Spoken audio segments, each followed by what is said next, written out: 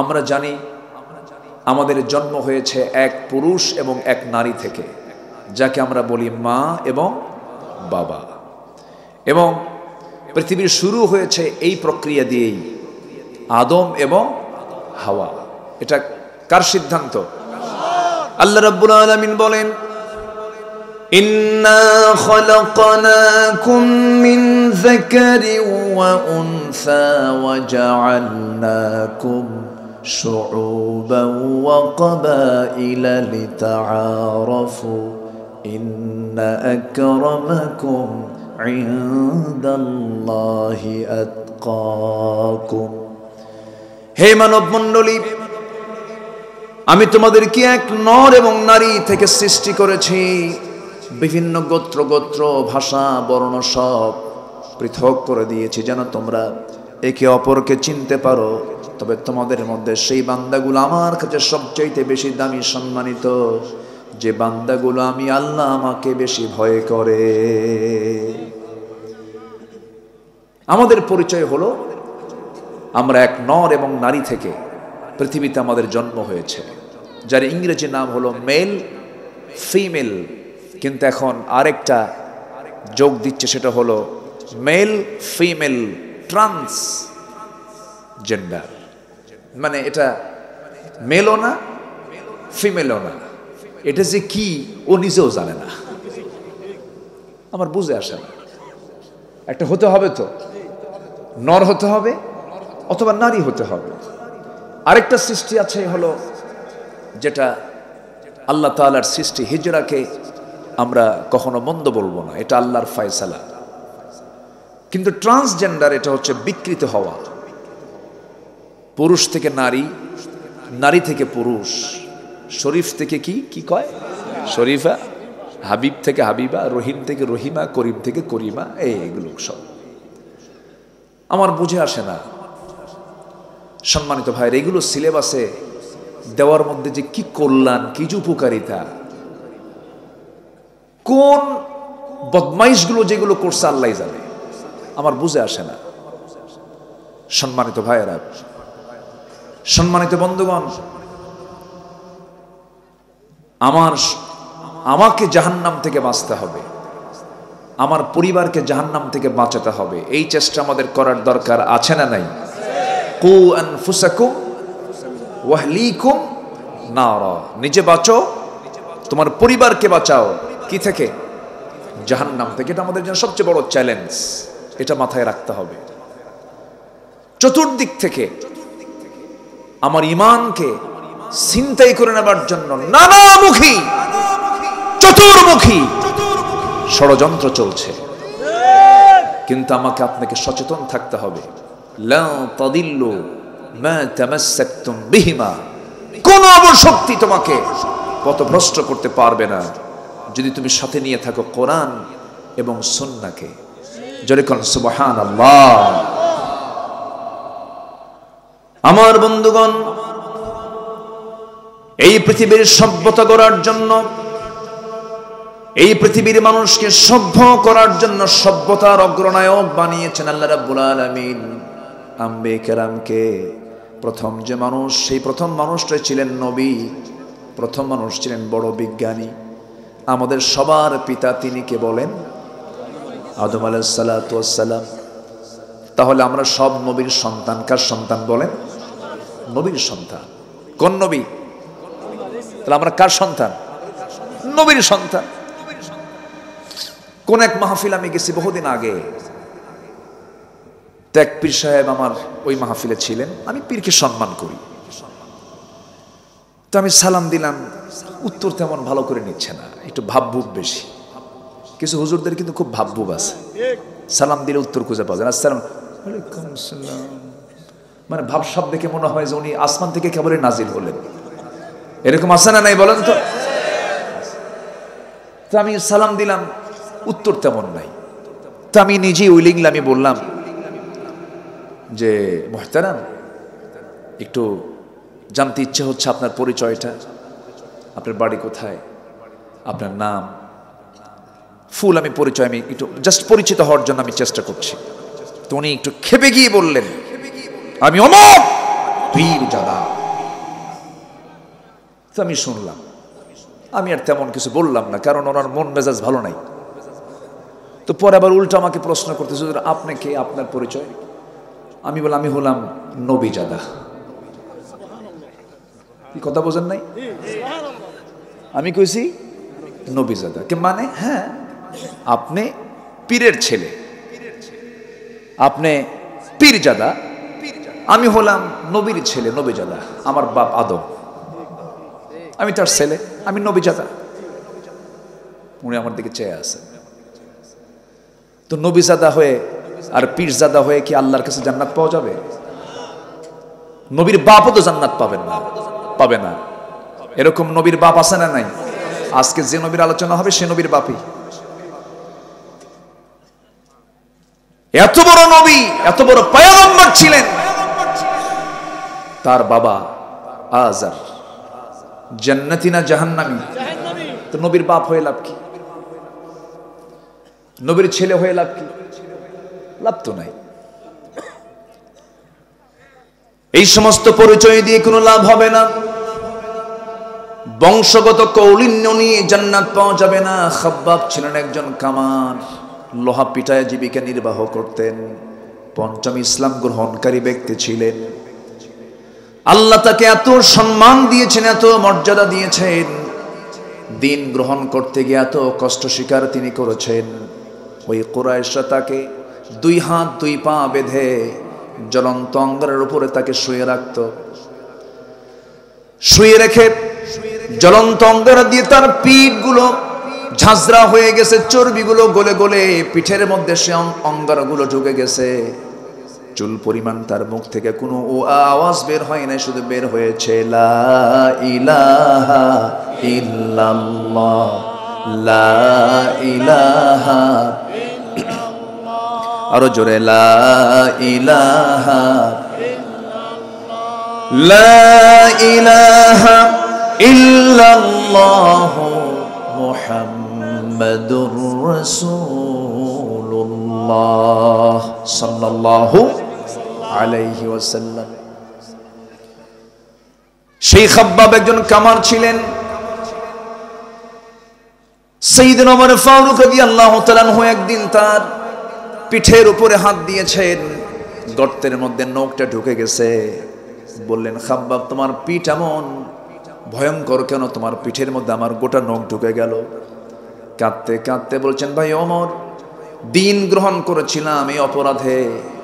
ওই কুরাইশরা আমাকে জ্বলন্ত অঙ্গারে শুয়ে রাখত, অঙ্গারগুলো ঢুকে ঢুকি আমার চর্বি গলে গলে আগুনটা নিভে যেত।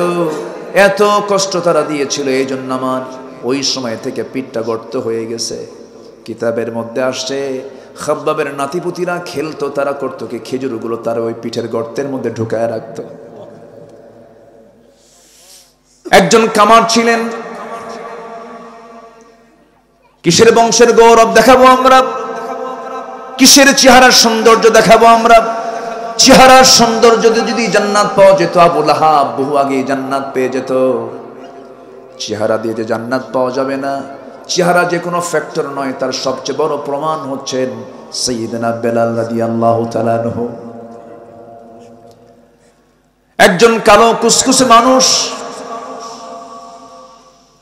মাথা থেকে পা পর্যন্ত কোন অঙ্গের ভিতরে তেমন বাহ্যিক সৌন্দর্য ছিল না।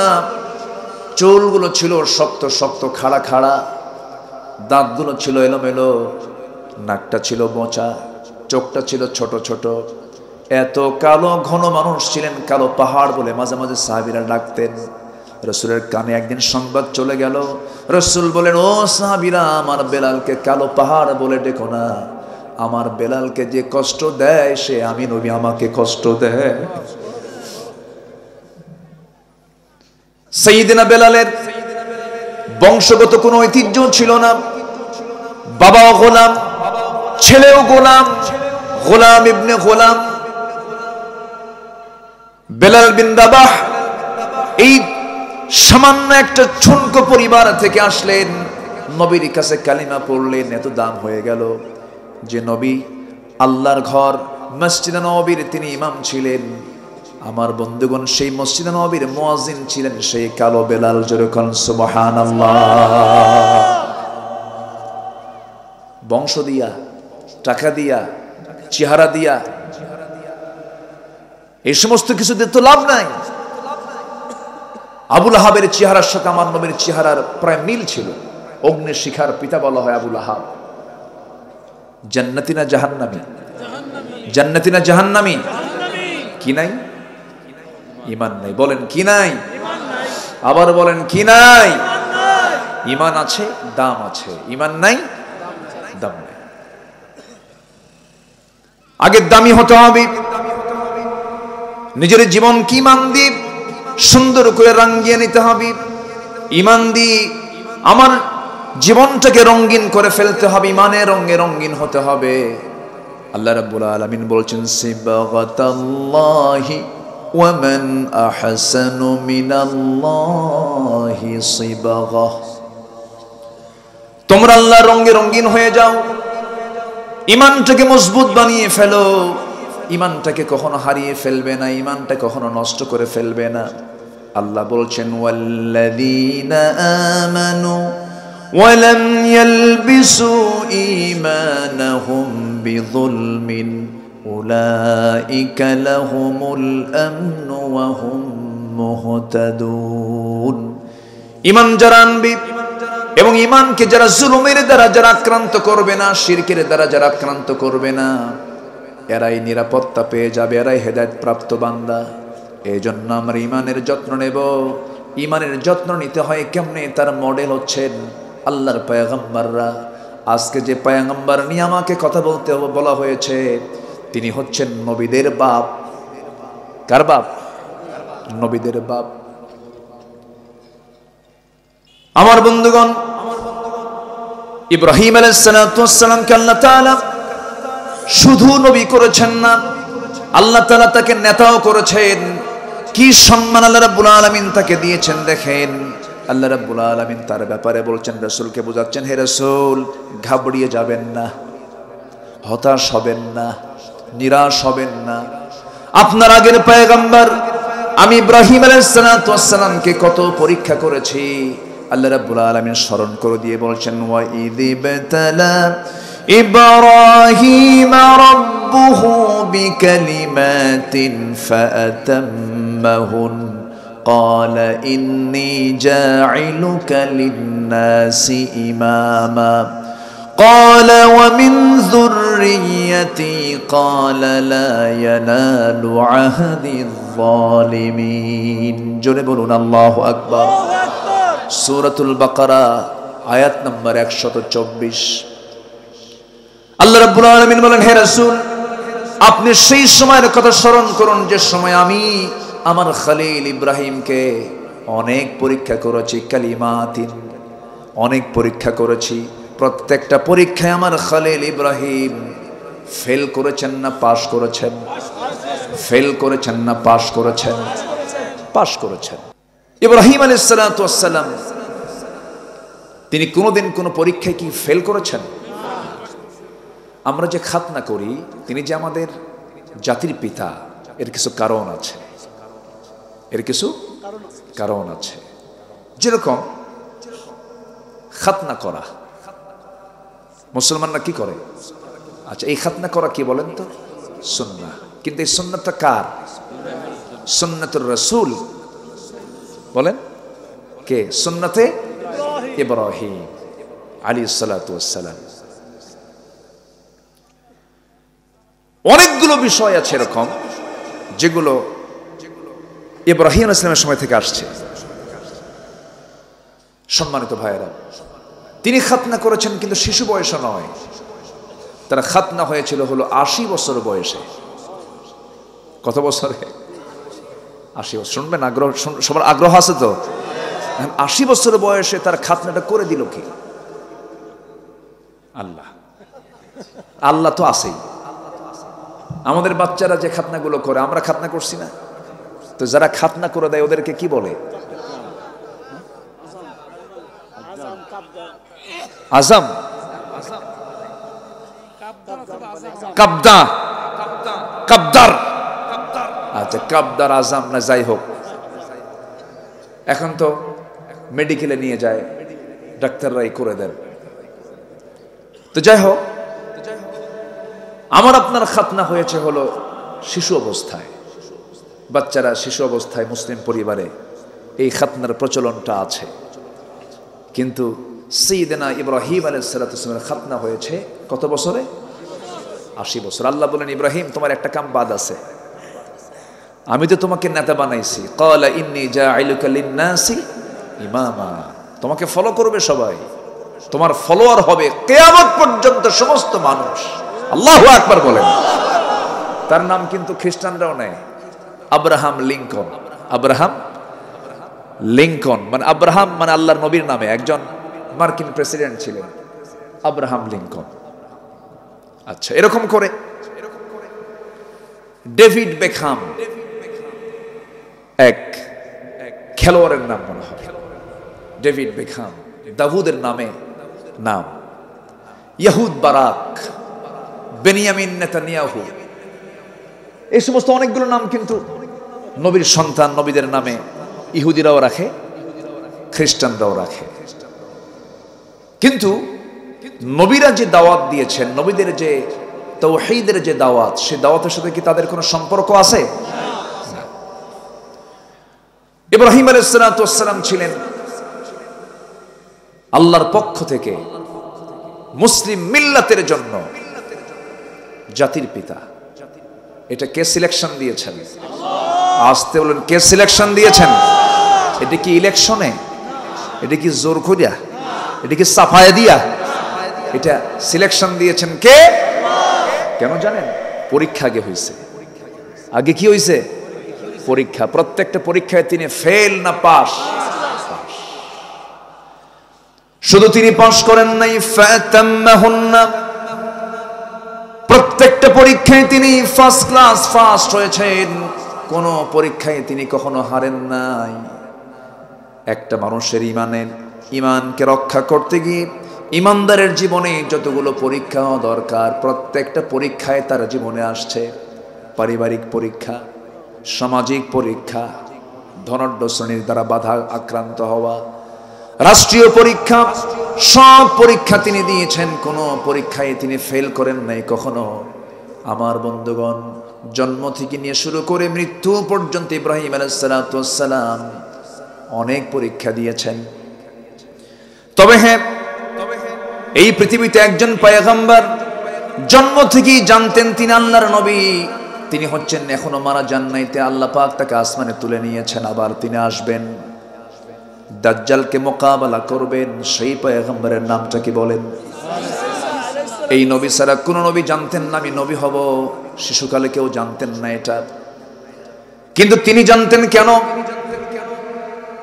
তার পিতার কোনো পরিচয় ছিল না, তার বাবার কোনো পরিচয় ছিল না। ইন্না মাসালা ঈসা কামাসালি আদম, ঈসার দৃষ্টান্ত হলো আদমের মতো। আদমের যেমন বাবার পরিচয় নাই, আল্লাহর পয়গম্বর ঈসার আল্লাহর কোনো বাবা, নিজের পিতার কোনো পরিচয় নাই। কিন্তু ঈসা আলাইহিস সালাম যখন মার গর্ভে যখন ছিলেন, আল্লাহর ফয়সালা, পিতৃহীন সন্তান আল্লাহ তাআলা মারিয়ামকে দান করলেন, স্বামী ছাড়া সন্তান দিয়ে দিলেন। অসম্ভবকে সম্ভব করার একমাত্র যোগ্যতা রাখেন তিনি কে? আসতে বলবেন না, তিনি কে? আল্লাহ তাআলা। সন্তান ডেলিভারি হয়ে গেল। অনেক লম্বা কথা ছিল, শর্ট করে নিয়ে আসলাম। মারিয়াম বিনতে ইমরান কে আল্লাহ তাআলা বলেন, ইন্নাল্লাহ ইসতাফাকি ওয়া তাহহারাকি, হে মারিয়াম, আমি তোমাকে নির্বাচিত করেছি, আমি তোমাকে নবীর মা বানাবো। তিনি বললেন, কেমন করে সম্ভব? লাম ইয়ামসাসনি বাশার, কোন পুরুষ আমাকে স্পর্শ করে নাই, আমি কেমন করে মা হব? তাফসীরে এসেছে, তিনি হাম্মাম খানার মধ্যে ঢুকেছেন, ফেরেশতা এসে তার জামার আস্তিনটা টান মারলেন, ফুৎকার দিয়ে দিলেন। আর একটা ব্যাখ্যায় পাওয়া যায় তিনি মুখটা হা করলেন, মুখের মধ্যে মুখ গহ্বরে ফুৎকার দেওয়া হলো, মিন্স বন্ধ হয়ে গেল। সন্তান পেটে চলে আসলো। 2 মাস 3 মাস 4 মাস যখন যেতে লাগলো, বাহ্যিক সিমটমটা প্রকাশ পেয়ে গেল। সবাই বলতে লাগলো, মারিয়াম এটা কেমন কথা? তোমার পেটের সন্তান কেমন করে আসলে, এত বড় অঘটন তোমার জীবনে কে ঘটায় দিল? তিনি বললেন, আল্লাহর কসম করে বলি, কোন পুরুষ আমাকে স্পর্শ করে না, আল্লাহ তাআলা আমাকে দান করেছেন। কেউ বিশ্বাস করে না। মারতে মারতে সেই বাইতুল আকসার থেকে শুরু করে নিয়ে নাস পর্যন্ত যত সূরা, যত আলোচনা আল্লাহ তাআলা কোরআনে করেছেন, বহু নারীর ইতিহাসও টেনেছেন, নবীর নামও নিয়েছেন, কাফেরদের নামও নিয়েছেন, সাহাবীর নামও নিয়েছেন। একজন সাহাবীর নাম হচ্ছে যায়েদ, ফাকাল যাইদুম মিনহা। সাহাবীর নামও নিয়েছেন, নবীর নাম নিয়েছেন, জালিমের নাম নিয়েছেন, কিন্তু গোটা কোরআনে মারিয়াম সারা সরাসরি কোন নারীর নাম আল্লাহ তাআলা কোরআনে নেন নাই। তিনি কে? মারিয়াম। একটা নামই আছে, সূরার নাম। সূরার নাম কি? মারিয়াম। এই পৃথিবীতে কোন নারী জান্নাতের খাবার দুনিয়াতে বসে খান নাই, তিনি খেয়েছেন কে? আন্না লাকি হাদা ইয়া মারিয়াম ক্বালাত হুয়া মিন ইনদিল্লাহ ইন্নাল্লাহা ইয়ারযুকু মান ইয়াশাউ বিগাইরি হিসাব। আল্লাহ যাকে চান তাকে এরকম করে বেহিসাবি রিজিক দিয়ে দেন। আল্লাহ আমাকে দিয়ে দিয়েছেন। সেই মারিয়ামকে ওরা ধরে মারতে মারতে রক্তাক্ত করে বাইতুল আকসা থেকে, বাইতুল মুকাদ্দাস থেকে তাকে বের করে দেওয়া হলো। রক্তাক্ত হয়ে পড়লেন, যেদিকে চোখ চলে যায় সেই দিকে রওনা দিলেন, বাইলহাম উপত্যকার দিকে রওনা দিলেন। সন্তান ডেলিভারির সময় হয়ে গেল। 10 মাস যখন পূর্ণ হলো, কেউ তার পাশে নাই। এমন সময় আল্লাহর ফয়সালা, তিনি ঘুমন্ত অবস্থায় থাকলেন, শুকনো ডালের নিচে ঘুমালেন। ঘুম থেকে জাগা আপনি দেখেন তার ডান পাশে সদ্য সন্তান ঈসা ভূমিষ্ঠ হয়েছেন। জোরে বলেন সুবহানাল্লাহ। এই পৃথিবীতে 3 জন নারীর সন্তান ডেলিভারির সময় দুনিয়ার কোনো ধাত্রী প্রয়োজন হয় নাই। এর মধ্যে একজন হচ্ছেন ইব্রাহিম আলাইহিস সালাতু ওয়াস সালামের জন্মের সময়। আল্লাহু আকবার। কোন নবী? ইব্রাহিম। আরেকজন হলেন মারিয়াম বিনতে ইমরানের সন্তান ঈসা আলাইহিস সালামের জন্মের সময় দুনিয়ার কোনো ধাত্রী প্রয়োজন হয় নাই। আরেকজন হলেন কেউ নন, তিনি হচ্ছেন জনাবে মুহাম্মদুর রাসূলুল্লাহ সাল্লাল্লাহু আলাইহি সাল্লামের জন্মের সময় ধাত্রীর কোনো প্রয়োজন হয় নাই। আমার নবীজির জন্ম হলো। নবীজির জন্ম হওয়ার সঙ্গে সঙ্গে আমিনার কান্না বাড়তে লাগলো। মা আমিনা শুধু কান্দেন আর কান্দেন। সন্তান জন্ম নিলে মা তো খুশি হওয়ার কথা, কিন্তু সন্তান জন্ম নেওয়ার পর যে সবচেয়ে বেশি খুশি হবে, সেই খুশি হওয়ার মানুষ তো আগেই নাই, আগেই দুনিয়া থেকে বিদায় নিয়েছে।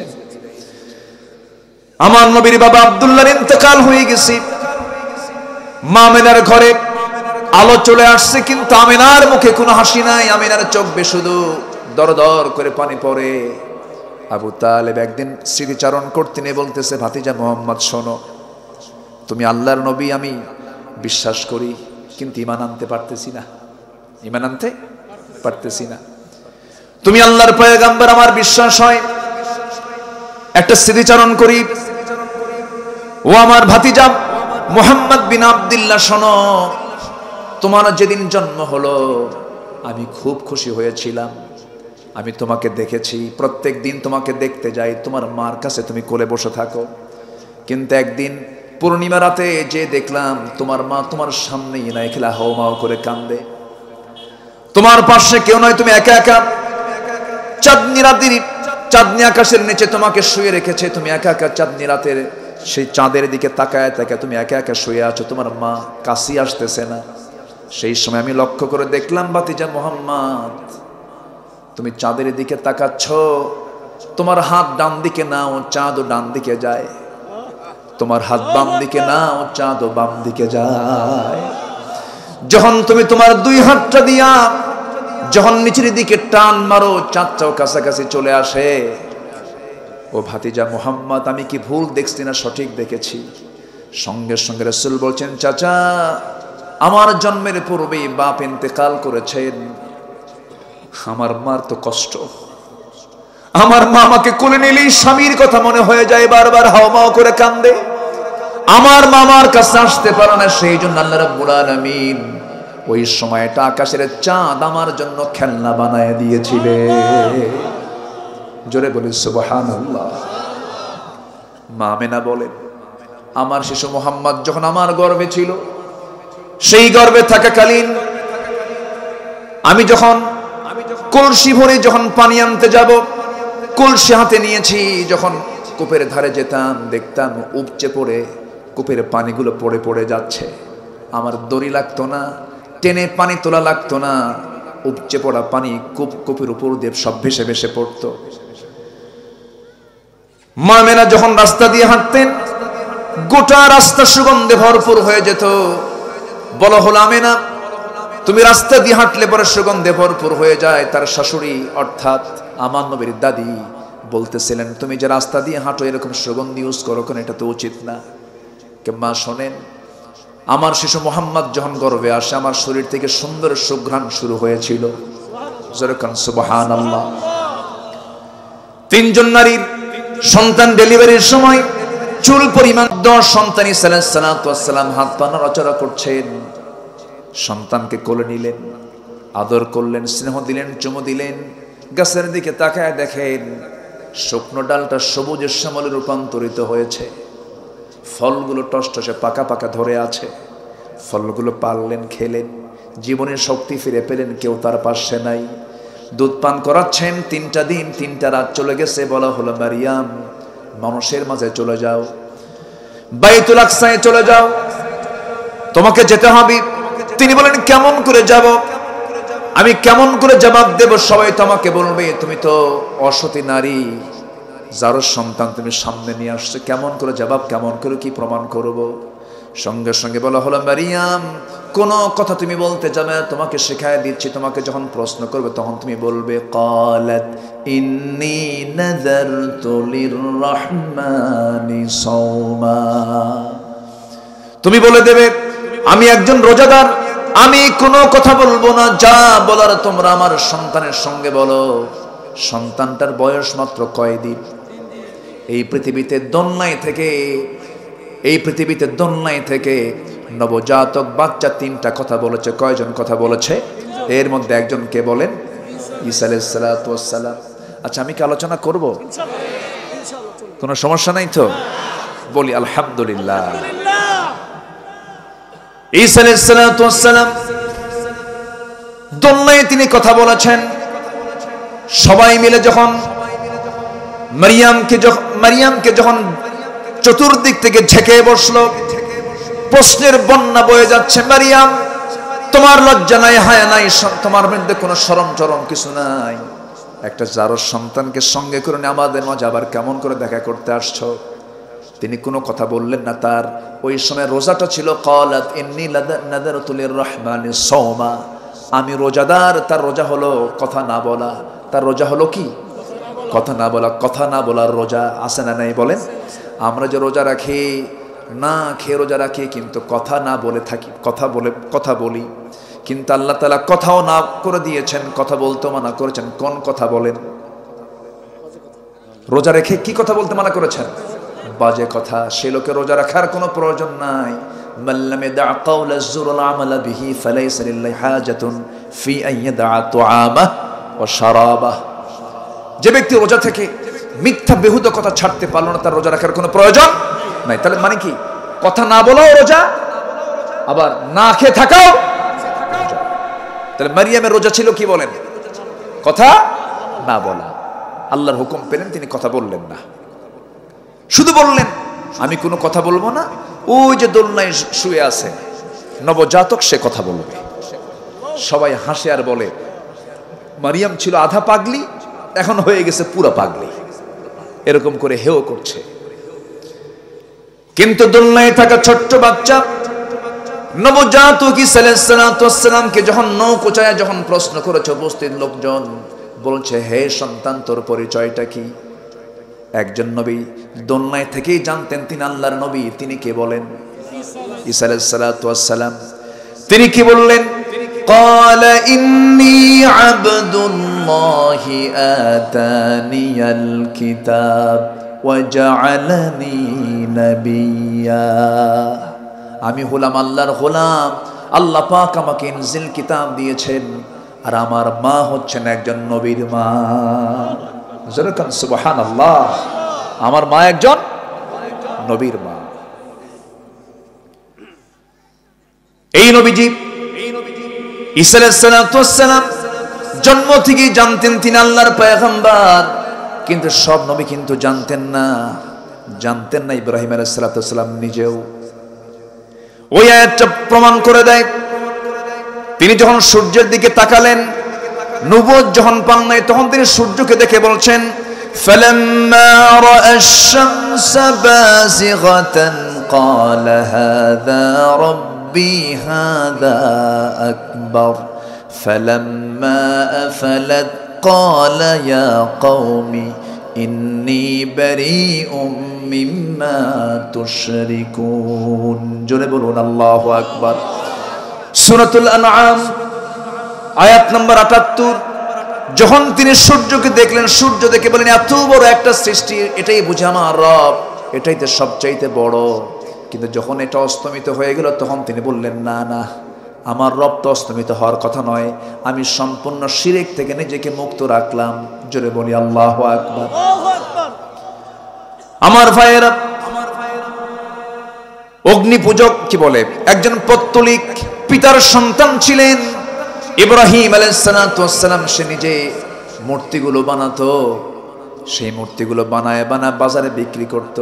মূর্তি বানায় বাজারে বিক্রি করতো। রব বানাতো, আবার রব বাজারে বিক্রি হতো। মানে এমন রব নিজের হাতে বানায় আবার বাজারে বেচে দেয়। বাজারে কি করে? বেচে দেয়। সম্মানিত ভাইয়েরা, সেই পরিবারের সন্তানকে বলেন, সেই পরিবারের সন্তানকে তিনি কি বাপকে ফলো করেছেন? তিনি কি বাপকে ফলো করেছেন? ইসলামকে ফলো করতে গেলে প্রথম বাধা আসবে পরিবার থেকে। প্রথম বাধা আসবে কিসের থেকে বলেন? তার প্রমাণ হচ্ছেন ইব্রাহিম আলাইহিস সালাম। তিনি তাওহীদ যখন পেলেন, নবুয়ত যখন পেলেন, বাপকে বলে ফেলেন আব্বা আপনার তো এগুলো ভুল, দ্বীনের দাওয়াত দিতে লাগলেন। বাপ তার পক্ষ অবলম্বন করলো না।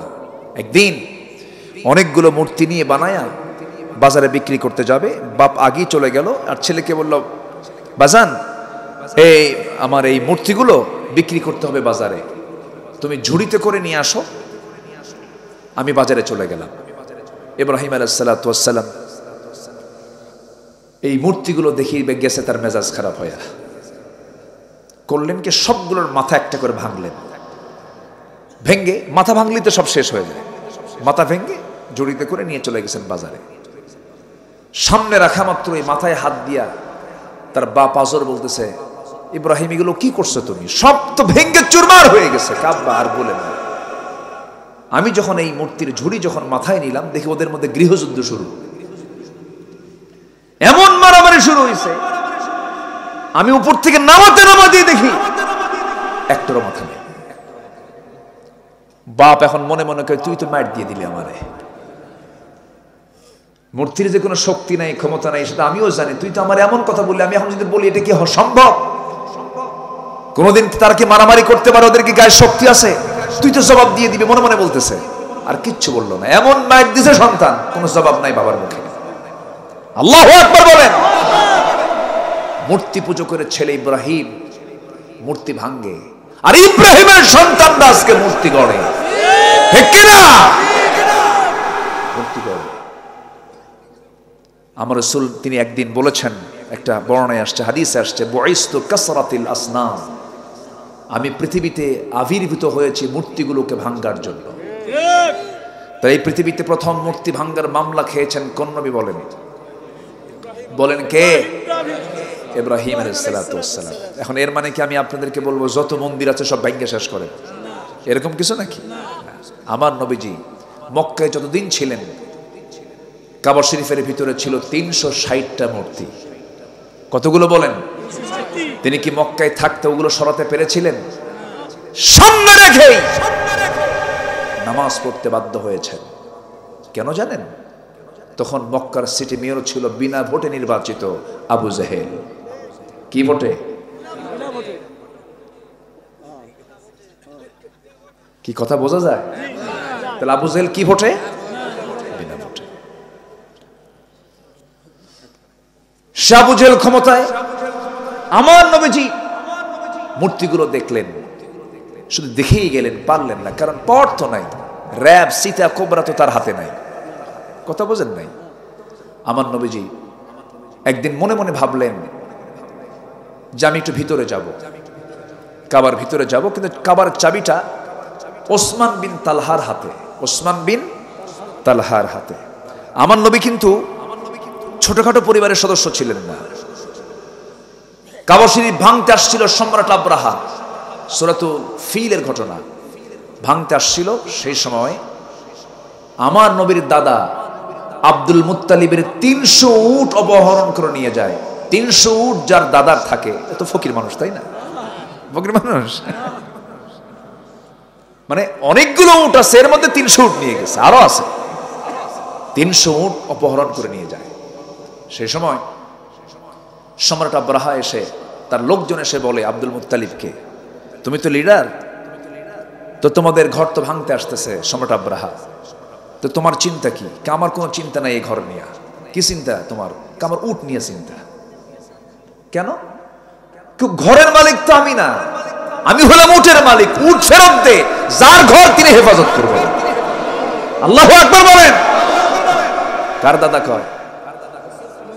কার দাদা? আমার নবীর দাদা। কথার লোট কত দেখেন। তার নাতি হচ্ছেন মুহাম্মদ সাল্লাল্লাহু আলাইহি ওয়াসাল্লাম। সম্মানিত ভাইয়েরা, কথা তো অনেক, এমন ইতিহাস আমাকে আজকে ধরে দিয়েছে, বহু কথা। কয়টা বলে? 3 দিন আমার হলে ভালো হতো।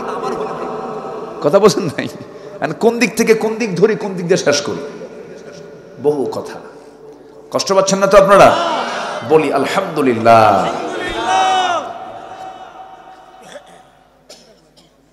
ইব্রাহিম আলাইহিস সালাতু ওয়াস সালাম তিনি জীবনে 3টা হিকমতপূর্ণ কথা বলেছেন। কয়টা? 3টা হিকমতপূর্ণ কথা বলেছেন। মাঝে মাঝে তিনি কাঁদতেন, আহারে এরকম প্যাঁচ খাটায় আমি কথা বললাম কেন? আমার বন্ধুগণ, আল্লাহ রাব্বুল আলামিন ইব্রাহিম আলাইহিস সালাতু ওয়াস সালামকে এত সম্মান দিয়েছেন, এত মর্যাদা দিয়েছেন, এত তাকে দাম দিয়েছেন।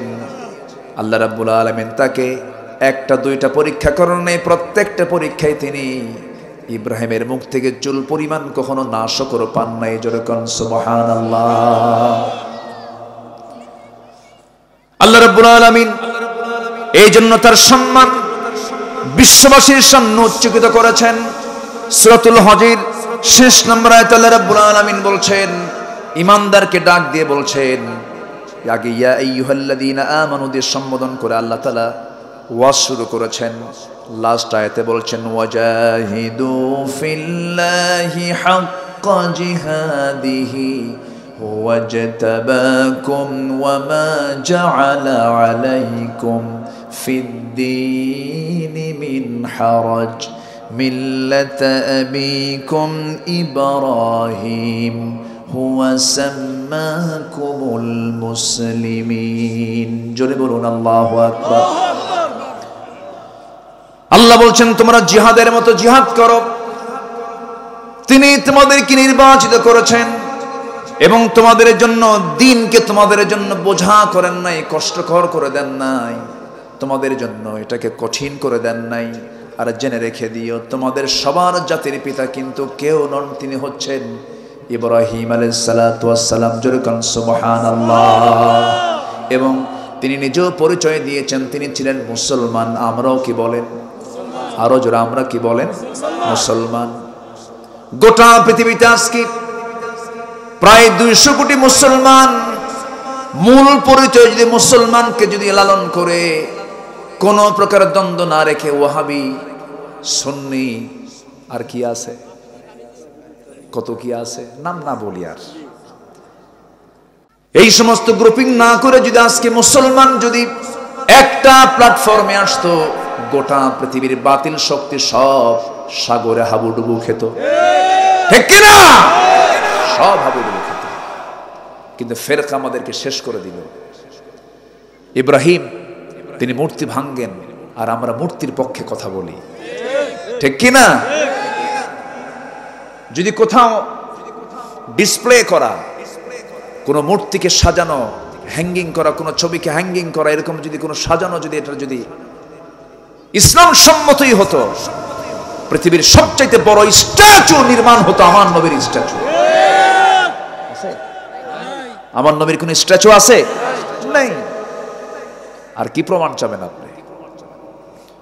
সম্মানিত ভাইয়েরা, সম্মানিত বন্ধুগণ, আল্লাহ তাআলা ইব্রাহিমকে অনেক পরীক্ষা করেছেন, সন্তান দিয়েছেন, আবার সন্তানকে কোরবানি করতে বলেছেন কে? তিনি কি মানা করেছিলেন? তার খাতনা হয়েছিল কত বছরে? তার খাতনা করে দিল কে? নিজে। হ্যাঁ, কারণ ওই সময় তার সতরটা খুলবে কে? তার সতর তো দেখার সুযোগ নাই কারো। আল্লাহ বললেন, ইব্রাহিম, আমি তোমাকে গোটা জাতির জন্য পিতা বানিয়েছি, নেতা বানিয়েছি, তোমার একটা কাজ বাদ আছে, তুমি এই কামটা সারো। আল্লাহ কিভাবে সারবো? যাও জঙ্গলে যাও। সহি বর্ণনা, এটা হাদিসে আসছে। জঙ্গলে গেলেন, জঙ্গলে গিয়ে 22লা চেনেন? 22 যেটা ওই কাঠ মিস্ত্রিরা বগলের নিচে থুয়ে কাঠ কাটে, ওটাকে কি বলে মুরব্বীরা? কন 22লা না? 22লা। এরকম 22লা নিয়ে গেলেন তিনি আড়ালে, নিজের খাতনা নিজেই সম্পূর্ণ করলেন। এটাও কি একটা পরীক্ষা না? কন এটাকে ছোটখাটো পরীক্ষা? কন নিজেরটাকে নিজে সাইজ করা সম্ভব? কন আপনি কন, সহজ না। আল্লাহ অর্ডার দিয়েছেন, করে ফেলছেন। কি পিতা আমাদের! যেরকম সুবহানাল্লাহ, ওমিন যুররিয়াতি, আমার সব আওলাদরা, আমার সব সন্তানরা আমাকে ফলো করবে। হে আল্লাহ, তোমার হুকুম আমি পালন করব। বুড়ো হয়ে গেছেন, বাচ্চা হয় না। সারা আলাইহিস সালাতু ওয়াস সালাম, তার প্রথম স্ত্রী, বাচ্চা নাই। তার তো জীবনে বিশাল বড় পরীক্ষা আসছিল, হলো রাষ্ট্রীয় পরীক্ষা একটা আসছিল তার জীবনে। কিসের জন্য? ওই যে মূর্তি। ওই সময় শিরকের সমস্যা ছিল বড় সমস্যা। প্রত্যেক পয়গম্বর যে যুগে এসেছেন সেই যুগের সবচেয়ে বড় সমস্যা দূর করার জন্য তারা আসছে। মুসা আলাইহিস সালাম যে সময় আসলেন সেই সময় ছিল জাদুর সমস্যা। কিসের সমস্যা? সব জাদু মুজিজা দিয়ে শেষ করে দিলেন মুসা আলাইহিস সালাম, শেষ করে দিয়েছেন। জাতির পিতা ইসলামের সময় সমস্যা ছিল হলো শিরকের সমস্যা। এই সমস্যা তিনি দূর করলেন। দূর করতে গিয়ে সবাই বলল, ইব্রাহিম চলো আমরা শহর ছেড়ে এক মেলায় যাচ্ছি, যাবে তুমি? কে যাব না। কেন? ক্বালা ইন্নী সাকিম, কোরআনের আয়াত তো, সূরা সাফাত পড়েন। আমি তো আয়াতের রেফারেন্স এখন দেওয়ার সময় নেই আমার, যাব কখন? ক্বালা ইন্নী সাকিম, আমি তো অসুস্থ, আমি যেতে পারবো না। মানে কি অসুস্থ জানেন? মানসিক না, মানে তার অসুস্থতা হলো ভাঙবো কখন। কথা বুঝলেন নাই? তার অসুস্থতা কি? শিরক সহ্য করতে পারতেছেন না। ইমানদার শিরককে সহ্য করতে, ইমানদার শিরককে সহ্য করতে। তবে হ্যাঁ, ভুল বুঝবেন না আবার, হিন্দু ভাইদের মন্দির আমরা পাহারা দেব, হিন্দু ভাইদের প্রতিমাকে আমরা গালি দেব না। লা তাসুব্বুল আসনাম, তোমরা কোনো মূর্তিকে গালি দিও না। তোমরা তাদের মূর্তিকে গালি দেবে, তারা তোমাদের রবকে গালি দিবে। ইসলাম কত উদার দেখেন। আমার দেশের মন্দিরগুলো আমরা পাহারা দেই, আর পার্শ্ববর্তী দেশের আল্লাহর ঘর মসজিদকে তারা ভেঙ্গে চুরমার করে দেয়। তাদের কাছ থেকে আমাদের শেখার কিছু নাই, কোনো কিছু শেখার নাই। সম্মানিত ভাইয়েরা, কষ্ট পাচ্ছেন নাকি আপনারা? মূর্তি নিয়ে মনে খুব টেনশন করতেছেন, আমি যাবো না, আমি খুব অসুস্থ। কি সমস্যা? কে? মূর্তি নিয়ে সমস্যা। ইন্নী সাকিব, যাও তোমরা চলে যাও। চলে গেছে। ওনার তো মাথা গরম, হাতে একখান নিছেন, একটা অস্ত্র নিয়ে, কুঠার নিয়ে চলে গেছেন কাছাকাছি। সমস্ত মূর্তিগুলোর সঙ্গে কথা বলতেছেন, এই কথা কথা। কেউ কোনো কথা কয় না। সবগুলোর মাথা ভেঙ্গে বড়টার গলায় ঝুলায় রাখছেন। কোটারটা ঝুলায় রেখে বলতেছে যে তোর যারা বান্দা আসবে, সে যখন প্রশ্ন করবে কে ভাঙছে কে ভাঙছে, তুই বলবি ইব্রাহিম ইব্রাহিম। আল্লাহু আকবার বলবেন। তুই বলবি কি? ইব্রাহিম। ওর কি ক্ষমতা আছে? ক্ষমতা নাই। আমার বন্ধুগণ, ইব্রাহিম আলাইহিস সালাতু ওয়াস সালাম শিরক উৎখাত করার জন্য কি স্ট্রাগলটা তিনি করলেন, কি সংগ্রাম তিনি করলেন, গোটা টোটাল স্টেট তার বিরুদ্ধে চলে গেল। এমন ষড়যন্ত্র করলো, এমন পরিকল্পনা তারা সাজালো, সম্পূর্ণ মামলা প্রস্তুত করে তারা আইন পাশ করলো, তাকে আগুনে পুড়ে মারো। কিসে পুড়ে মারো? আগুনে পুড়ে মারো। আমার বন্ধুগণ, ইব্রাহিম আলাইহিস সালাতু ওয়াস সালাম ওই মূর্তিগুলোকে ভাঙার সময় বলেছিলেন, ফারাগা ইলা আলিহাতিহিম ফাকালা আলা তাকুলুন মা লাকুম লা তানতিকুন ফারাগা আলাইহিম দারবান বিল ইয়ামিন। জোরে বলুন আল্লাহু আকবার। আল্লাহ সব কথা বলে দিয়েছেন। فأقبلوا إليه يزفون قال أتعبدون ما تنحتون والله خلقكم وما تعملون। জোরে বলুন আল্লাহু আকবার। সব কিছু চুরমার হয়ে গেল। নমরুদের লোকজন সব চলে এসে দেখে সব মেসাকার হয়ে গেছে। কে করলো তদন্ত কমিটি করা হলো, প্রশ্ন করা হলো। এবার ইব্রাহিমের কাছে তদন্ত কমিটি এসে বলল, ইব্রাহিম কে করেছে এই কাজ? আগের বার বলা হলো চলো আমরা মেলায় যাই, তিনি বলেন ইন্নী সাকিম, আমি অসুস্থ, যেতে পারবো না। এবার বলা হলো মূর্তিগুলো ভাঙছে কে বলো, তিনি বললেন কে ভাঙছে মূর্তিকে জিজ্ঞেস কর। আল্লাহু আকবার বলবেন। এই উত্তরে দাওয়াত আছে না নাই? এই উত্তরের মধ্যে দাওয়াত আছে না নাই? নবীরে কি বেশি কথা বলতেন? কম কথা, কিন্তু সেই কথার মধ্যে থাকতো হাজারো কথা। জ্ঞানী মানুষ বেশি কথা বলে না, একটা লাইন বলে হাজার লাইন এক লাইনের মধ্যে ঢুকে থাকে। ইব্রাহিম আলাইহিস সালাতু ওয়াস সালাম এমন করে জবাব দেওয়ার সঙ্গে সঙ্গে সব লজ্জিত হয়ে গেল। ঠিকই তো, এমন রব আমাদের, কথাই তো বলতে পারে না। কে তার কাছে আসলো? আমাদের রব তাও জানে না এটা কেমন কথা। আমার নবীর সামনে একদিন কোন এক সাহাবী এসে বলছে, হুজুর ওয়াজ তো আপনার শুনি, আজকে আপনি আমার ওয়াজ শোনেন। রাসূল বলেন, কি ওয়াজ শোনাবা বলো? রাসূল শুধু কথা শুনতেন, কথা বলতেন না, তিনি কথা শুনতেনও। অনেক সময় লম্বা সময় সাহাবীদের কথাও তিনি শুনতেন, মত বিনিময় করতেন। দেখবেন কিছু কিছু লোক আছে শুধু কয় কিন্তু শোনে না, আছে না? খালি কয়, খালি বুদ্ধিজীবী, কারো কথা শোনে না।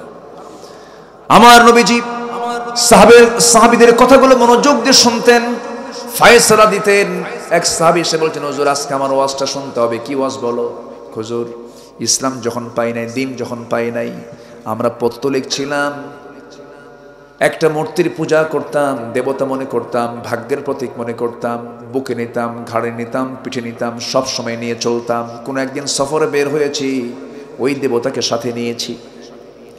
হঠাৎ করে আমার পেশাবের চাপ লাগলো, প্রকৃতির চাপ খুব বেশি আসার কারণে আমি থাকতে পারলাম না। সঙ্গে আমার দেবতাকে কেমন করে নিয়ে যাই, দেবতাকে সম্মান করে উঁচু একটা জায়গায় রেখে আড়ালে চলে গেলাম শৌচকার্য করার জন্য। শৌচকার্য কমপ্লিট করে এসে দেখি হুজুর আমার সেই দেবতার মাথা থেকে পা পর্যন্ত ভিজা। ভাবলাম রহমতের পানি, রহমতের পানি মনে করে আমার জিহ্বাতে এমন লেহন দিলাম, এমন একটা চাটন দিলাম, দেখি আমতা আমতা গন্ধ। সামনের দিকে চায় দেখি হুজুর কুকুরটা লেজ গুটায়া গুটায়া যায়। ভাবলাম এটাই তো কাম সারছে, আমি কি চাটলাম। এমন রাগ উঠছে হুজুর, আমি মনে মনে চিন্তা করলাম সারা জীবন আমি তোর গোলামি করে গেলাম, তোকে সৌভাগ্যের প্রতীক মনে করলাম, তুই নিজের অস্তিত্ব নিজে রক্ষা করতে পারিস না, যা আমি তোর গোলামি করব না। এমন একটা আসার মানলাম, এক আসারে ভেঙ্গে চুরমার করে আপনার কাছে এসে আমি এমন রবের সন্ধান পেয়েছি যে রবটা হলেন তাবারাকাল্লাযী বিয়াদিহিল মুলকু ওয়া হুয়া আলা কুল্লি শাইইন কাদির। আমার নবী কথাগুলো শুনতেছিলেন, মুস্কি মুস্কি হাসি মারলেন, আর সাহাবে কেরাম একটা আওয়াজ দিয়ে হাসলেন, জোরে বলেন সুবহানাল্লাহ। আমার বন্ধুগণ, ভুল বোঝা যাবে না। আবার ঝড়ের রাতে একটা পাখি যেমন তার বাচ্চাগুলোকে তার দুই ডানার মধ্যে সমস্ত ঝড় থেকে বাঁচানোর জন্য চেষ্টা করে, একটা মুসলিম রাষ্ট্রে, মুসলিম জনপদে অন্য ধর্মের মানুষ ঝড়ে রাতে পাখির ছানাগুলোকে যেমন পাখি আগলে রাখে, মুসলমানদের দায়িত্ব হলো অন্য ধর্মের মানুষকে এমনই করে আগলে রাখা। আলহামদুলিল্লাহ বলেন। ভুল বোঝা যাবে না, আমার বক্তৃতাকে আবার কাটিং করবেন না, উল্টাপাল্টা করবেন না, এগুলি স্পর্শকাতর কথা। ইব্রাহিম আলাইহিস সালাম যখন স্ট্রেট কথা বলে দিলেন, তারা লজ্জিত হলো, কিন্তু অন্যদিকে তারা আইন পাশ করে ফেললো। তারা বলল, নিঃসন্দেহে এটা ইব্রাহিমের কাজ, ওকে ধরো। ধরা হলো, বলা হলো কি করা যায়। নমরুদের পার্লামেন্টে পাশ হলো, গোটা দেশের জনগণকে সব হাজির করে সবার চোখের সামনে ইব্রাহিমকে আমরা আগুনে ফেলে দেব। যেরকম নাউজ বিল্লাহ। তাহলে দ্বীনের দাওয়াত দিতে গেলে নবীদেরকে আগুনে ঢুকতে হয়, দ্বীনের দাওয়াত দিতে গেলে দেশ ছাড়তে হয়, ঈমানকে রক্ষা করতে গেলে ফাঁসির মঞ্চে যেতে হয়। ইমাম ইবনে তাইমিয়া রাহিমাহুল্লাহ দামেস্কের জেলখানায় তাকে জেলবন্দি করে রেখেছে। সেই দামেস্কের জেল সুপার কান্দে আর কয়, হুজুর আমরা হুকুমের গোলাম, কোনো খেদমত করতে পারছি না, আমাদেরকে মাফ করে দিয়েন। বলতেছে ইমাম ইবনে তাইমিয়া, হুজুর কিয়ামতের দিন কি আমাদের কোনো জবাব দিতে হবে আল্লাহর কাছে? এই যে আমরা হুকুমের গোলাম, বাধ্য হচ্ছি, কি করব এখন? ইমাম ইবনে তাইমিয়া বললেন, জেল সুপার শোনো, তোমাদের মতো ব্যক্তির কারণে জালিমরা জুলুম করার সুযোগ পায়। যুবকরা, তুমি একজন বাংলাদেশ, তুমি একজন একা একজন বাংলাদেশ। তোমাকে ভাবতে হবে, তোমাকে চিন্তা করতে হবে, তুমি ইব্রাহিমের সন্তান। তোমাকে ভাবতে হবে তুমি রাসূলের উম্মাহ। তোমাকে ভাবতে হবে, তোমাকে চিন্তা করতে হবে, তোমাকে এগিয়ে আসতে হবে, সকল শিরিক বিদআতের বিরুদ্ধে সংগ্রামে ঝাঁপিয়ে পড়তে হবে। বাতিল শক্তির কাছে মাথা নত করব না আমরা। রাজি আছেন কারা কারা? হাত উঁচু করে দেখান মুসলমান।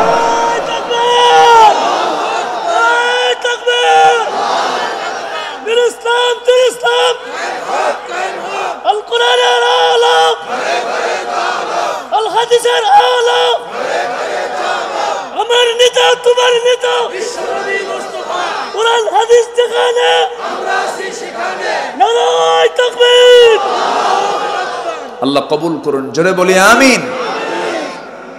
বিবাহ পূর্ব কোনো রিলেশন করবা না, আকাম কুকাম করবা না, লস প্রজেক্ট এগুলো যা করবা সুরিয়ার ফিতেওয়ালা লাভ, সব লস, এগুলো করতে যাবা না। এরপর খারাপ বন্ধু নির্বাচন করবা না, ভালো বন্ধুর সঙ্গে চলবা। মাস্টারবেশন করবা না, বাপ হওয়ার যোগ্যতা হারিয়ে ফেলবে। পর্নোগ্রাফি দেখবে না, তোমার ফ্রন্টাল সেলগুলো সব ধ্বংস হয়ে যাবে। তোমাকে ধ্বংস করার জন্য প্রযুক্তি প্রস্তুত হয়ে আছে, ডিভাইস প্রস্তুত হয়ে আছে, তোমাকে ধ্বংসের দিকে নিয়ে যাচ্ছে। To back Islam, to back Quran. কোরআনের দিকে আসো, ইসলামের দিকে আসো। এর মধ্যে যে মজা, এর মধ্যে যে অমৃত স্বাদ তুমি যদি পেয়ে যাও, পৃথিবীর কোন স্বাদ তোমাকে স্বাদ দিতে পারবে না। তাহাজ্জুদে দাঁড়িয়ে যাও, আল্লাহর কাছে কাঁদো। পৃথিবী আমার আসলেই তো, পৃথিবীর জীবনটা হচ্ছে আমার জন্য একটা মায়া মরিচিকা, একটা প্রতারণা, একটা ফাঁদ। কিছুক্ষণ পর আমি এমনি চলে যাচ্ছি, অথবা এখনই চলে যাচ্ছি। কার কাছে? আসতে বলবেন না, কার কাছে? এটা মাথায় নিয়ে চলবা। ওই সমস্ত নেতৃত্ব মানবা না যারা নামাজের কথা বলে না, যারা দ্বীনের কথা বলে না, যারা তোমার হাতে ইয়াবা তুলে দেয়, যারা মদের বোতল তুলে দেয়, যারা জেনা করার জন্য নারী তুলে দেয়। ওই সমস্ত নেতৃত্বের মুখে আমরা থুতু মারি, জুতা মারি। যাব না সেই দিকে। জোরে বলি ইনশাআল্লাহ, আরো জোরে বলি ইনশাআল্লাহ। মদ খাওয়া কি? আরো জোরে। আজকে পৃথিবীতে বড় বড় যে বিজনেসগুলো চলে, অবৈধ বিজনেস, মাদক বিক্রি হয় বছরে বিশ্বে $1600 বিলিয়ন। পতিতাবৃত্তির বাণিজ্য চলে বিশ্বব্যাপী $400 বিলিয়ন। জুয়ার বাণিজ্য চলে বিশ্বব্যাপী $700 billion. Computer games, free fire, PUBG এগুলো মিলে চলে $54 বিলিয়ন। সবগুলো মিলে এই মদ, এই জুয়া, এই পতিতা, এই গেমস, এগুলো সবগুলো মিলে $2685 বিলিয়ন বৈশ্বিক বাণিজ্য হয় বছরে। আমার দেশেও মদ বিক্রেতা আছে না নাই? যারা এই সমস্ত আকাম কুকামের সঙ্গে জড়িত, তারা কি কখনো এই দেশে ইসলাম চাবে? আসতে বলুন না, চাবে? আপনি কি চান না? আপনি কি চান না? যারা চায় না তারা কি আপনাকে দাওয়াত দিয়ে খাওয়াবে? দাওয়াত দিয়ে খাওয়াবে? যারা বোতল না খাইলে হুঁশ থাকে না, ওরা আপনাকে কখনো বন্ধু মনে করে না। ওদেরকে আমরাও বন্ধু মনে করি না, ওদেরকে আমরাও বন্ধু মনে করি না। মদ খেলে তাল না মাতাল? আজ থেকে তাল না মাতাল? মাতাল। হুঁশ থাকে না তো। মদের ফলাফল হলো মদ্যপান যে করবে সে তার নিজের মেয়ে আর নিজের বউকে সে পার্থক্য করতে পারবে না। মদ আছে যেখানে, জেনা আছে সেখানে, জেনা আছে যেখানে, খুন আছে সেখানে। আল খামরু উম্মুল খাবাইস, মদ হলো সমস্ত পাপের মা। সমস্ত পাপের কি মা? কোন এক আল্লাহওয়ালা, কোন এক আল্লাহওয়ালা, তিনি এক নগরে বসবাস করতেন। সেই নগরে এক পতিতার বসবাস ছিল। পতিতা ভাবলো জীবনে বহু না পুরুষের জীবন নষ্ট করেছি, এই ওলিকে ধরবো। ফুসলায় থেকে ঘরের মধ্যে তুলছে, তুলে বলতেছে, শোনো, আমি হলাম এই নগরের একজন পতিতা, তুমি হচ্ছে এই নগরের, তুমি আল্লাহর ওলি। আমি তোমাকে ফুসলায় তুলেছি, তোমার সামনে 3টা পথ খোলা আছে। এই 3টে পথের যে কোনো পথ তোমার বেছে নিতে হবে, নচেত এমন চিল্লানি দেব নগরবাসী এসে তোমার ইজ্জত সব নষ্ট করে ফেলবে, তোমার সব চলে যাবে। কি 3টা পথ বলো? নাম্বার 1 হলো, এই যে মদের বোতল তোমাকে দিলাম, এই মদ তোমাকে খেতে হবে। অথবা নাম্বার 2 হলো, আমার সঙ্গে তোমার জেনা করতে হবে। নাম্বার 3 হলো, এই যে শিশুটার সামনে বসে আছে তাকে খুন করতে হবে। আল্লাহওয়ালা মনে মনে চিন্তা করে, খুন তো কোনো ক্রমেই সম্ভব নয়, খুন তো বড় গুনার নাম, জেনা তো সম্ভবই নয়, জেনা করলে পরে ঈমান থাকে না। মদের বোতলের দিকে তাকায়, মনে মনে চিন্তা করে, মদের বোতলও হারাম, কিন্তু এক ঢোক মেরে দেই, নচেত তোমার বাঁচার কোনো উপায় নাই। মদটাকে ছোট গুনাহ মনে করে মদের বোতল থেকে এক ঢোক যখন মেরে দিয়েছে, মাতাল হয়ে গেছে। মাতাল হলে পরে জেনাটা কঠিন না সহজ? খুনটা কঠিন না সহজ? খুনটাও সহজ হয়ে গেল। ওই আল্লাহর ওলির দ্বারা মদপানের মধ্য দিয়ে জেনা হয়ে গেছে, খুন হয়ে গেছে। আমার বন্ধুগণ, আজকে এই মাদক দ্রব্য আমার দেশে কঠিন না সহজ? আজ তো বলেন কঠিন না সহজ? যুব সমাজের ইমানকে নষ্ট করার জন্য বড় একটা হাতিয়ার হলো মাদক। এই মাদককে আজকে অ্যাভেলেবেল করে দেওয়া হয়েছে। এই সমস্ত বিষয়ের দিকে যুবকরা একটু খেয়াল রাখবা। অসৎসঙ্গ তৈরি করবে না। ভেবে নেবে তুমি যাকে বন্ধু বানাচ্ছ, তুমি তার সঙ্গে জান্নাতের সময় কাটাবা। যেরকম সুবহানাল্লাহ, যাকে তুমি বন্ধু বানাচ্ছ তুমি তাকেও জান্নাতে তুমি তোমার বন্ধু বানায় নিবা। কারণ মান তাশাব্বাহা বিকওমিন ফাহুয়া মিনহুম, দুনিয়াতে যার সঙ্গে যার মুসাব্বা থাকবে তার সঙ্গে হাসর নাসর হয়ে যাবে। দুনিয়াতে একটা ভালো বন্ধু থাকো, বিশাল বড় একটা পুরস্কার, বিশাল বড় একটা ভাগ্যের ব্যাপার। ভালো বন্ধুটা এমন কাজে লাগবে যে কিয়ামতের দিনও কাজে লাগবে। যে বান্দাকে আল্লাহ জান্নাত দিবেন, সেই বান্দাকে আল্লাহ ডাক দিয়ে বলবেন, বান্দা তুই তো জান্নাত পেলে, তোর কি বন্ধু বান্ধব নেহে আছে? শুধু তোকে জান্নাত দেব না, তোর বন্ধু বান্ধবকে জান্নাত দেব, তাদেরকে সহ জান্নাতে নিয়ে যা। গাঁজাখোর বন্ধু না কিন্তু। আবার কথা কি বোঝা যায়? শেষ করে দেই নাকি? হ্যাঁ,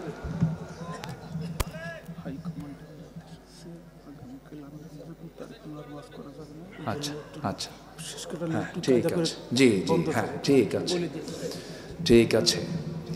আমি আর একটু কথা বলি, কোন আপত্তি নাই তো?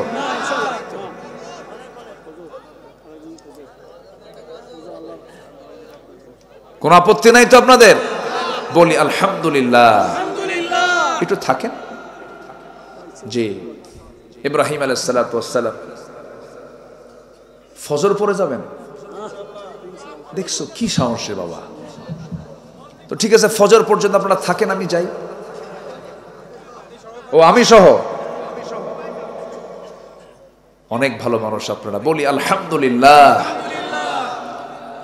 ইব্রাহিম আলাইহিস সালাতু ওয়াস সালাম রাষ্ট্রীয় ষড়যন্ত্রের শিকার হলেন।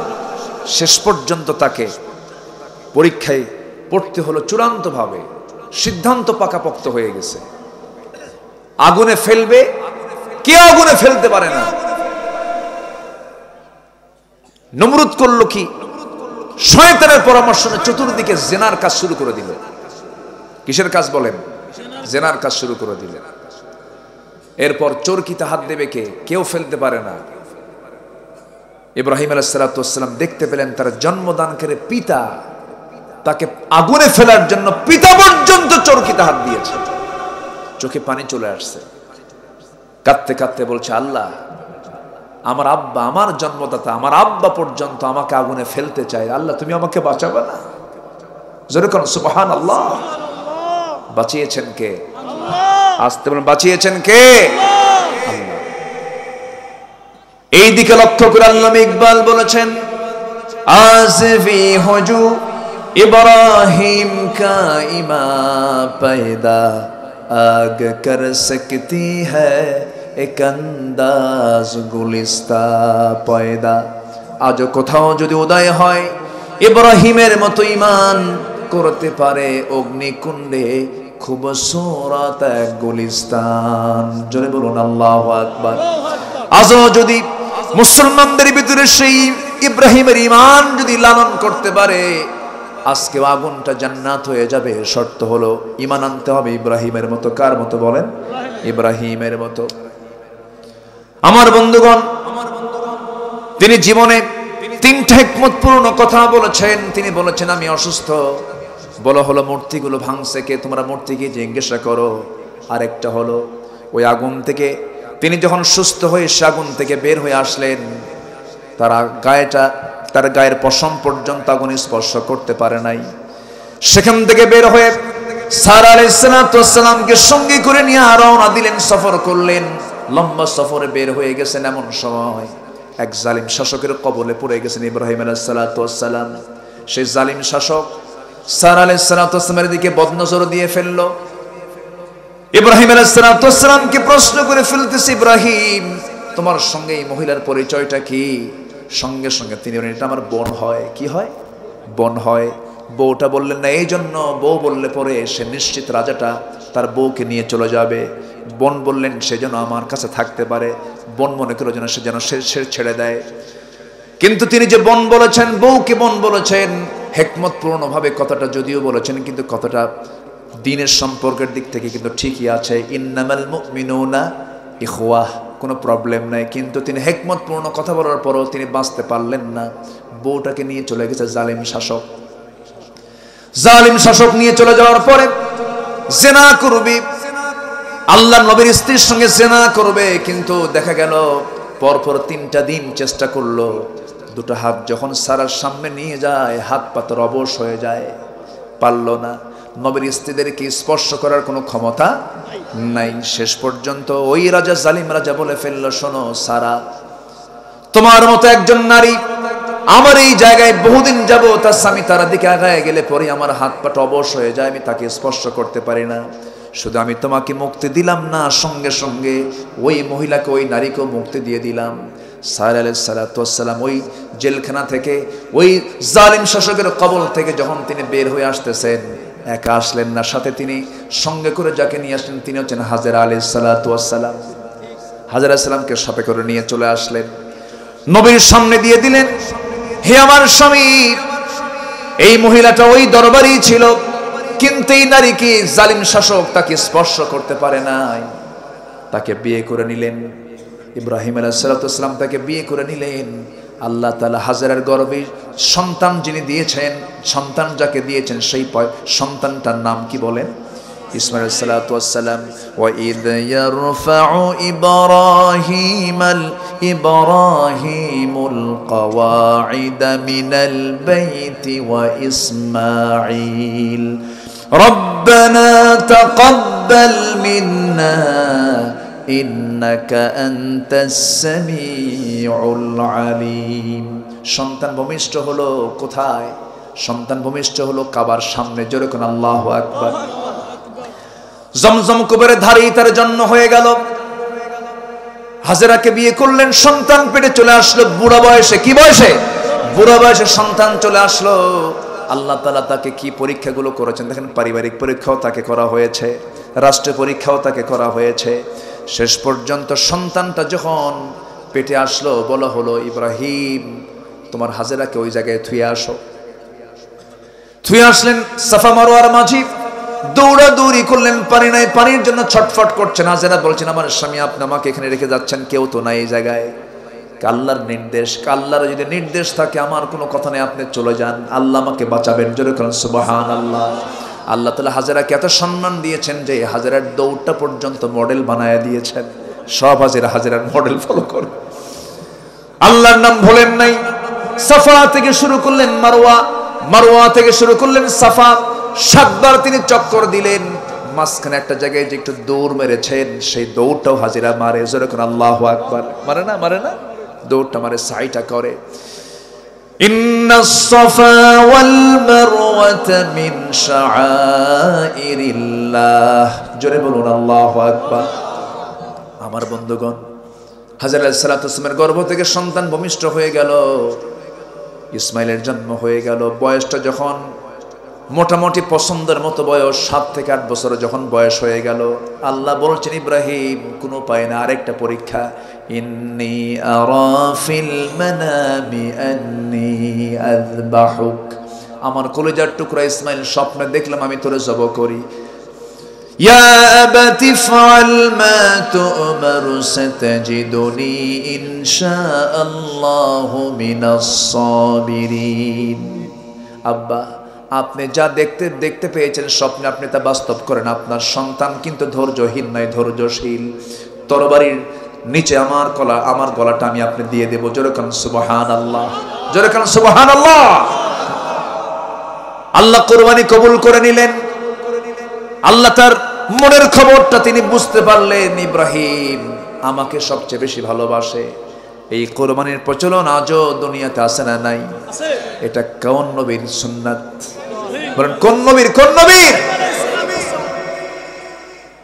আমার বন্ধুগণ, আল্লাহর ঘরে যে কাবা নির্মাণ করা হলো, মিস্ত্রি ছিলেন ইব্রাহিম আলাইহিস সালাতু ওয়াস সালাম, তার যোগান ছিলেন, হেল্পার ছিলেন কোন নবী বলেন? ইসমাঈল আলাইহিস সালাম। ওয়া ইয ইয়ারফাউ ইব্রাহিমুল কাওয়াইদা মিনাল বাইতি ওয়া ইসমাঈল। আল্লাহু আকবার। একটা পাথর, এখন আর সেই পাথর আছে না নাই বলেন? ওই পাথরের উপর দাঁড়িয়ে দাঁড়িয়ে লিফটের মতো কাজ করত। পাথরটা উঁচু নিচু হতো। হ্যাঁ জি, পারদাগো আছে জি, আলহামদুলিল্লাহ। তো সেই পাথরটা এখনো আছে। এই স্মৃতিচিহ্নগুলো আমাদের সবার দেখার দরকার আছে না নাই? আল্লাহ তুমি সবাইকে জীবনে একটাবার যাওয়ার তৌফিক দিয়ে দাও, অন্তত একবার যাওয়ার তৌফিক দাও। জোরে বলি আমিন। সব হজের মতো ইবাদতের সব স্মৃতি। আজকে সূরার নামও কি? হজ। হজের সাথে কোন নবীর সম্পর্ক বেশি বলেন? কোন নবীর সম্পর্ক বেশি? আল্লাহ তাআলা এই জন্য এই সূরার মধ্যেই শেষ আয়াতে বলেছেন মিল্লাতা আবিকুম ইব্রাহিম। আসুন সেই ইব্রাহিমের স্মৃতিকে আমরা লালন করি, তার ঈমানকে আমরা লালন করি, তার সুন্নাহকে আমরা ফলো করি। তিনি কি বলেছেন? শেষ পর্যন্ত সূর্য যখন অস্তমিত হয়ে যায়, বলে না এটা আমার রব নয়। তিনি ঘুরে দাঁড়িয়ে কি বললেন? সবাই আমরা বলি, আওয়াজ দিয়ে বলি, ইন্নী ওয়াজ্জাহতু ওয়াজহিয়া লিল্লাযী ফাতারাস সামাওয়াতি ওয়াল আরদা হানিফা আনা মিনাল মুশরিকিন লা শারীকা লাহু ওয়া বিযালিকা উমিরতু ওয়া আনা আউয়ালুল মুসলিমিন। জোরে বলুন আল্লাহু আকবার। আয়াত ঠিক আছে না? হ্যাঁ ঠিক আছে। তো সম্মানিত ভাইয়েরা, তিনি কি বললেন? কোন দিকে আমার চেহারা ঘুরাবো না। আমি চেহারা ঘুরাবো কার দিকে? বলেন কার দিকে? রবের দিকে। এবং কোন শিরকের কাজে আমি অংশগ্রহণ করব না। শিরক থেকে আমি নিজেকে মুক্ত রাখলাম। আসুন সেই পিতা ইব্রাহিম আলাইহিস সালাতু ওয়াস সালামের আনিত সুন্নাহগুলোকে, তার আদর্শকে আমরা লালন করি, তার চেতনাকে আমরা লালন করি। সমস্ত কুফুর থেকে, শিরিক থেকে নিজেকে মুক্ত রাখার চেষ্টা করি। আল্লাহ তাআলা সেই তৌফিক সবাইকে দান করুন। আমরা সবাই নামাজ পড়ি তো নাকি? নামাজ কয় ওয়াক্ত বলেন তো? 5 ওয়াক্ত নামাজ পড়তে রাজি আছেন কারা? একটু হাত তুলে দেখেন তো, জোরে বলি ইয়া আল্লাহ, আমাদেরকে 5 ওয়াক্ত সালাত আদায় করার তৌফিক তুমি আল্লাহ দিয়ে দাও। জোরে বলি আমিন, আরো জোরে আমিন। হাত নামান। সম্মানিত ভাইয়েরা, মন তো চাই কথা বলি, রাতও হয়েছে অনেক, আর শেষ ক্লাসটা নেওয়া একটু কঠিন। আমরা যখন ছোটবেলায় যখন পড়তাম শেষ ক্লাস, প্রথম ক্লাস খুব মজা লাগে। শেষ ক্লাসের যখন স্যার ঢুকতো মনে হতো স্যার যাবে কখন, এরকম মনে হতো। শেষ ক্লাসটা নেওয়া একটু কঠিন। তো যাই হোক, আল্লাহ তাআলা যতটুকু সুযোগ দিয়েছেন বলেছি আমরা আমল করব। জোরে বলি ইনশাআল্লাহ। সবার কাছে আমি দোয়া চাই, সবাইকে আমার জন্য দোয়া করবেন না? আমিও দোয়া। আমার রবিউল ভাই কোথায়? পিছে পিছে থাকে কেন? আসেন। সম্মানিত ভাইয়েরা, এই ভাইটা এই মাহফিলের শুরু থেকে আজ পর্যন্ত কি স্ট্রাগল করে এই মাহফিলটা তিনি চালিয়ে যাচ্ছেন। আল্লাহ তুমি তাকে যোগ্যতার সাথে এই মাহফিলকে প্রতি বছর পরিচালনা করার তৌফিক তুমি আল্লাহ তাকে দিয়ে দাও। জোরে বলি আমিন। ওঠেন কেন? দোয়া করবেন না? দোয়া ছাড়া কি হয় বলেন তো? একটু বসেন, একটু বসেন, একটু বসেন। আমি জানি আপনার কষ্ট হচ্ছে, কিন্তু একটু কষ্ট করি, দোয়াটা আমরা করে যাই। আরেকটা ঘোষণা আমি আপনাদেরকে দিতে চাই, সেটা হলো, আমি বেশি লম্বা বলবো না, বেশি কিছু। একদিন আমরা সবকিছুর অনুকূল পরিবেশ ফিরে পাব। আগামীকালকের মাহফিল, যেটা শেষ রজনীর যে মাহফিল, কোন একটা কারণে, আমি কারণটা আমি ব্যাখ্যা দিতে চাচ্ছি না। আকলমন্দ ইশারা বাসাত, সচেতন ব্যক্তির জন্য ইঙ্গিতটাই যথেষ্ট। আমি লম্বা কোনো ব্যাখ্যা না, এবং আপনি কোনো কারণ জিজ্ঞাসাও দরকার নাই। বুঝে নেন, সময় আসবে। আমার নবীজি 13 বছর মক্কার কাবার ভিতরে মূর্তি রেখেই তিনি সেজদা দিয়েছেন। যখন সময় হয়েছে সরিয়ে ফেলেছেন, ঠিক কিনা? আগামীকালকের মাহফিল কোন একটা কারণে, অনির্বাচ্য কারণে স্থগিত করা হয়েছে। আগামীতে আবারও যদি সুন্দর পরিবেশ আমরা ফেরত যদি পাই, আগামীতে আবার আমরা মাহফিলের সৌন্দর্য ফিরে আনার জন্য, আমি তো মনে করি শেষ দিনের মাহফিলটা হলো একটা আলাদা সৌন্দর্য। যাই হোক, হয়তো আল্লাহ এর মধ্যে কোনো একটা কল্যাণ রেখে দিয়েছেন, নিহিত আছে, কোনো টেনশন নয়। আমার বিশ্বাস আগামীর সূর্য হবে ইসলামের সূর্য। জোরে বলি ইনশাআল্লাহ।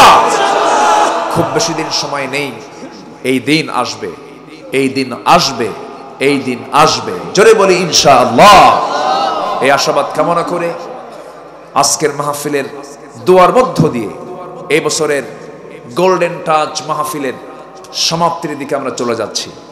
আমরা যে যেখানে আছি সবাই আমরা বসে চাইব কার কাছে? স্ব পিতা মাতা, আত্মীয় স্বজন, আকরিবা, আশপাশের যত মাইয়াত শুয়ে আছেন সবার জন্য আমরা দোয়া করব।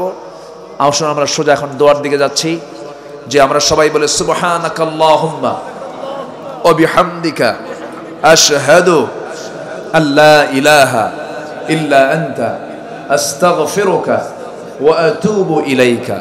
চিৎকার মেরে বলি ইয়া আল্লাহ, আমার জীবনের সগীরা কবিরা, ছোট বড় সব গুনাহ তুমি আল্লাহ মাফ করে দাও। জোরে বলুন ইয়া রাব্বাল আলামিন।